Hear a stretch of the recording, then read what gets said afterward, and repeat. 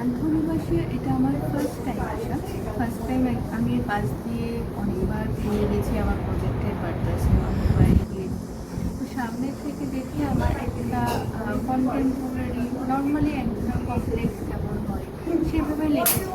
কোনোদিনও কোনোভাবে ভাবিনি যে ভিতরে এসে দেখা, কারণ আমি নিজে যেহেতু একজন visual art practitioner, art and আর্কিটেকচারকে নিয়ে আমার কাজ। তো আমি এই পাথর ঘর বিল্ডিং এগুলো কোথাও না কোথাও একটু একটু বিপক্ষেও বলবো না, একটু আমার নিজের মতাদর্শের একটু অন্যদিকে।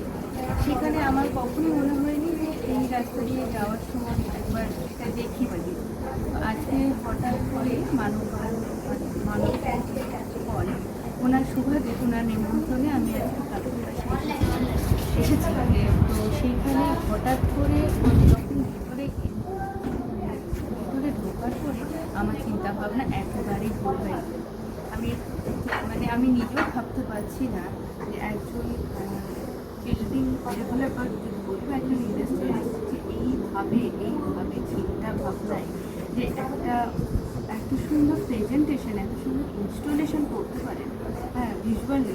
সেটা আমি যদি না আসতাম, আমি অনেক একটা জিনিস আমার জীবনের একটা ভালো ধারণা থেকে আমি হয়তো বেরোতেই পারতাম। আমার কাছে একটা ইনস্টলেশন গভর্নমেন্ট ওটা প্রান্তনিবাসীরা। তো প্রান্তনিবাসীর নাম আই থিঙ্ক পুরোপুরিভাবে সার্থকতা পায়। আমি হয়তো আমি নিজে থেকে আশা রাখছি যে আমি হয়তো আবার আপনার